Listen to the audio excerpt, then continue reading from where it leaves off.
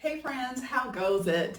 I'm so excited about today's video. Let me introduce myself. My name is Terry. If you're new here and if you have been rocking with me for a minute, welcome back. Um, I'm excited about this video because I would not have said this had you come to me and ask, hey, how do you feel about turning 50? Today's article, we are going to talk about how life actually begins after 50. And I really do believe that. I believe that turning 50, number one, is a major milestone. But then also a lot of us are in a point in our lives where we've raised our children. We've done pretty well for ourselves in our careers.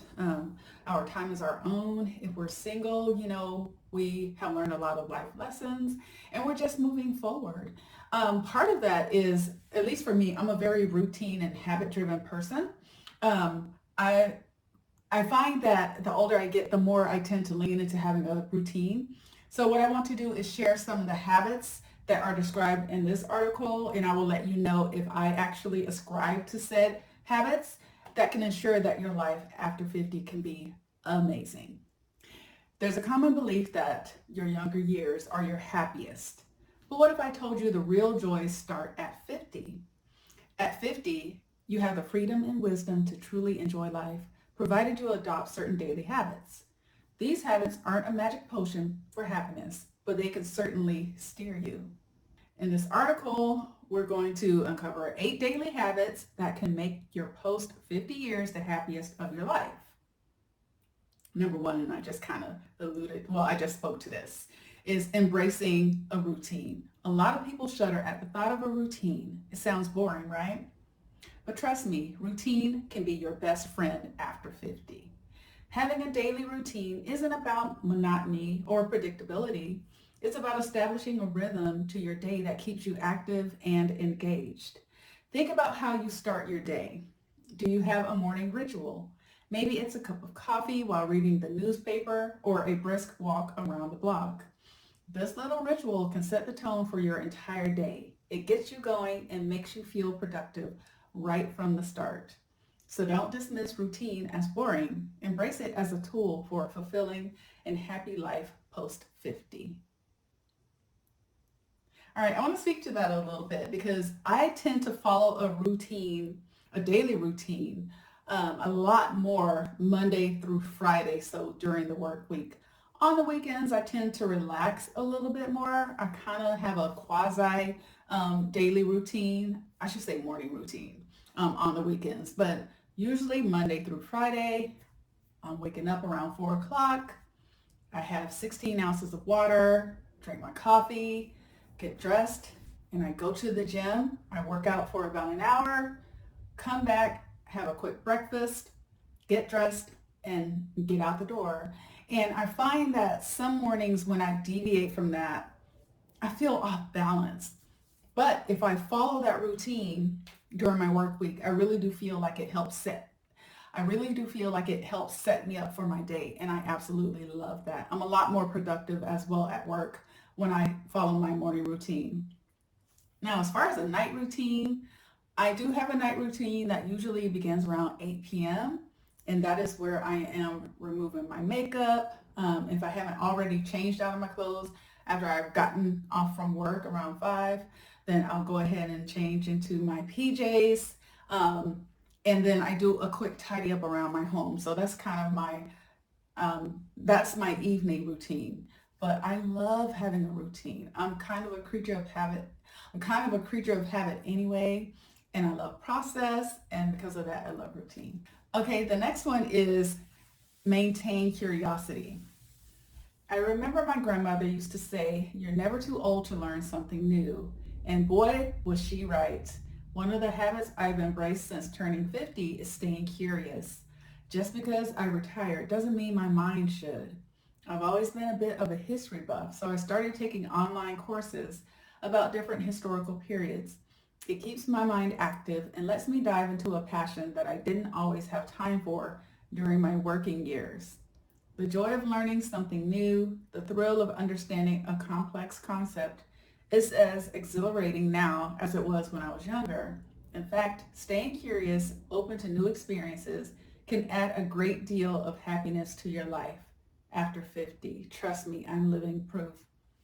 All right, so I would say remaining curious, absolutely. I love finding new topics that I'm into. Currently, I'm really diving into financial literacy. I love that. Another area that I am diving into is understanding nutrition a little bit more. As I believe I shared with you all, I am on a fitness quest and I have a goal in mind by the time I hit my 52nd birthday. And I feel like I'm putting some of these things to the test. I love to be kind of my own scientist, and experimenting on myself. So I'm diving into those areas right now. So finances and fitness are two areas that I'm super interested in. I purchase books, I listen to podcasts, check out YouTube videos, just all types of different resources. Again, I feel like remaining curious helps keep life interesting, and that way you're not just kind of falling into like a monotony and there's no discovery. I love discovery. All right, the next one is movements. We often associate, and this person who wrote the article, I guess they retired early. We often associate retirement with relaxation and slowing down. But slowing down doesn't mean becoming sedentary. Physical activity is essential for maintaining good health, and it has a profound impact on our mood and well-being. Did you know that regular exercise can help reduce the risk of chronic diseases, improve sleep, and boost overall mood? It's also linked with improved cognitive function, which is crucial as we age. Even something as simple as a daily walk can make a significant difference. So keep moving and make physical activity a part of your daily routine. Your body and mind will thank you.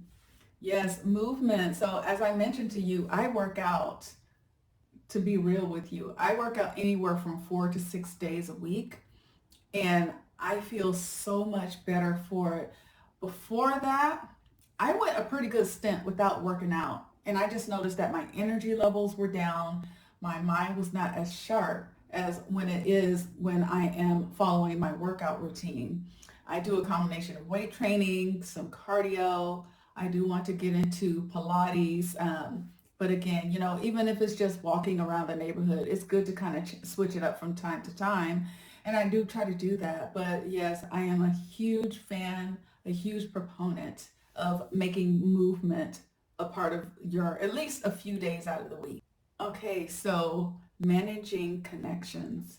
Retirement gives us a golden opportunity to spend with the people we care about most.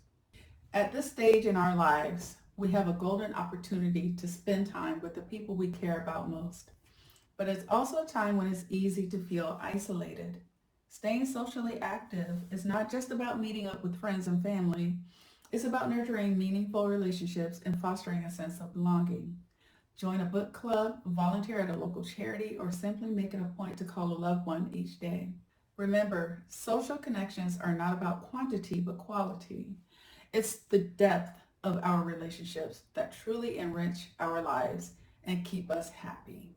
Managing connections, I agree with that. And I also agree with how, depending on if you're single or if you're in a relationship, when it's just you, it can feel very isolating. I know for me, I have my daughter here, but the rest of my family lives elsewhere, as well as my close friends. They live elsewhere as well. So for me, what I've tried to do is I use the birthday method.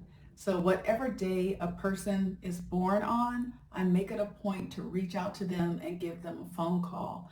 Texting is great, checking in to say a quick hi and what have you is cool too. But I do feel like there's something to be said for picking up the phone, having a conversation, or maybe even a FaceTime. Something like that, to where you're listening to the person's voice on the other end or looking in their eyes while you two are talking to really connect. So that's just what I do. So for example, my little sister's birthday is November 19th. So the 19th of every month, I try to make it a point to pick up the phone and give her a call.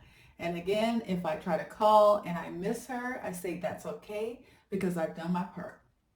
All right, next is practicing gratitude. It's easy to get caught up in the things we lack or the difficulties we face. but taking a moment each day to reflect on what we're grateful for can shift our perspective and enhance our happiness.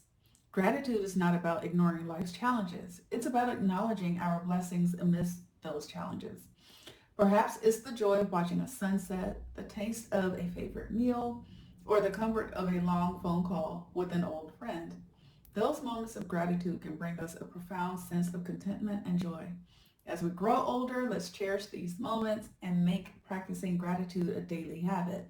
It can truly make our latter years the happiest yet. And I agree with that. There are some days when I really get down on myself. I look at my life, I have a great life, but I look at certain aspects of it and I'm like, gosh, I feel like I should be a lot further along. Or I kind of think back on opportunities that were missed or things that maybe I didn't consider back when I was younger.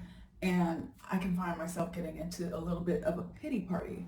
But again, when I stop and take stock of how far I've come, the things I've overcome, and where I'm at in my life today, and getting excited about my future, most of all, being happy and thankful for my health and my well-being at this point in my life. And I've tried to make it a habit every morning to take stock of how I feel in my body. So before I get out of bed, I kind of do a scan starting at the top of my head and just kind of checking in with every part of my body and just being thankful and grateful because I know there are people my age or otherwise that they wish they could get up and get out of bed. They wish they could get up and have a conversation, have the ability to speak, but maybe something happened. Maybe they had a stroke or what have you. It's just the small things. So try to practice that. I myself certainly do. Whenever you start to feel down, just taking inventory of all the blessings in your life. Embracing change. Change can be scary, especially as we get older. We become set in our ways and comfortable with the familiar. But life is all about change, and embracing it can open doors to new experiences and joy. When I turned 50, I moved to a smaller house in a new city. It was daunting, leaving behind a home full of memories for an unfamiliar place, but I realized that change was not only inevitable, but also an opportunity. In this new city, I discovered new hobbies, made new friends, and even found a community garden that needed my green thumb. Change can bring about uncertainty, but it can also bring excitement and growth. So let's not shy away from it. Let's embrace it as part of our journey to the happiest years of our lives. Embracing change, absolutely. So what I am noticing about myself, and I'm going to be completely honest, and I feel like people who are 50 and older can relate to this. The older I get, the less I embrace change, the more I want stability. And I think that is normal. There's nothing wrong with that. But at the same time, I don't want to be in a position to where I'm just kind of digging in my heels, not wanting to change when the opportunity on the other side of that change is much greater than if I were to remain in place. So for example, when my daughter let me know that she was moving to Oklahoma to live with me, I had an option. I could have remained in that apartment that I was in since 2022, or I could move to a space that could accommodate both of us where we could each have our own separate areas. The thing is that I kind of went back and forth on that because I was comfortable where I was in familiar surroundings, I had things where I wanted them to be. And I struggled. And my daughter, she kind of was trying to coach me like, if you can afford it, why wouldn't you? Right? Because I know in her mind, she was thinking we would both be better for it. So finally making the decision to move to this new area. And I love where I am now. But it was a little bit scary for one, picking up all my stuff and moving it. I had to figure out the logistics. Again, that's not fun. And then also wondering if the area that I moved to was going to be a friendly area. What were my neighbors going to be like? Would I have an easy time navigating and learning my way around? So there were a lot of unknowns. I had visited that area before, but I still hadn't really drawn a conclusion as to whether or not I liked it enough to move. But given the necessity of wanting to make sure that my daughter and I, we could live together, but we did need to have our own space. I did make the decision to move, and that is the best decision that I've made in a very long time. But as part of being able to do that, I had to embrace change. Honestly, I did not fully embrace change. When I moved to this area, I could feel that I still had some anxiety. I had a lot of anxiety. But the longer that I'm in this area, the more settled that I get, the happier I am that I decided to move forward with. Taking time for self-care. Life can get busy even after 50. We could easily get caught up in our daily routine, forgetting to take time for ourselves. But self-care is crucial for our happiness and well-being. It's not about being selfish, it's about honoring our needs and well-being. Whether it's taking a bubble bath, reading a book, or simply sitting in silence, taking time for yourself can have a powerful impact on your mental and emotional health. So make self-care a part of your daily routine. When you take care of yourself, you're better equipped to enjoy life and face any challenges that come your way. Self-care, oh my gosh. This for me, I felt was something that I engaged in quite a bit when I was in my early 20s, probably up to my mid to late 20s. After I had my daughter, I kind of put self-care on the back burner because I focused a lot of my energy towards my daughter. And at that time, I was married. So I poured a lot into my daughter. I poured a lot into my marriage. Post-divorce, I had to learn how to reconnect with self-care activities. And as a matter of fact, self-care, I told someone that without self-care, I have no idea where I would have wound up, right? Because I found myself falling into a very deep depression, but luckily I was able to refer back to some of the practices that I engaged in when I was in my early 20s. So, current state, I love self-care. For me, working out, having good nutrition, taking care of my finances, and also exercising my faith are the things that I engage in as a form of self-care. And it really does help me feel like I'm more of a well-rounded person by making sure that I prioritize self-care in those areas. Finding your purpose. Happiness doesn't come from what we have, but from what we do. Finding a sense of purpose in our daily lives is the key to true contentment. This purpose can come from anywhere. It can come from volunteering, pursuing a passion, or even cultivating a garden. The point is, when we have a reason to get up in the morning, we not only add meaning to our lives, but also experience a deeper sense of joy and fulfillment. Finding your purpose isn't always easy, but it's the most rewarding journey you can embark on in your later years. So go find yours. All right, so that is it for the article. Let me just speak on finding your purpose. Um, I taught a class about finding your purpose, and it's so interesting because at the time I was teaching the class, I didn't feel like I had quite found mine yet. But it's interesting because when I started looking back at my earlier years, my formative years, there were certain things that I did inherently and that I enjoyed. And when I actually took a look at that, I think it was my baby sister who was kind of like, what you're doing today in your line of work is actually things that you were doing when you were younger. And I just, it's kind of like a light bulb came on. Now, whether or not I'm operating in my purpose as far as my career is concerned, I don't know. I'm doing what inherently comes easily to me, but I do believe that the skill sets that I have um, will translate into what my purpose is. But I find that as I get more intentional about my life, about my daily habits, and the things that I engage in, I feel like I'm getting closer to realizing what my purpose is. So I couldn't agree more. Having a reason to wake up in the morning, even if it's something just for you, makes life worth living. So I agree with that. Okay, friends, that is all I have for you today. I hope you enjoyed this share. If you did, please give me a thumbs up.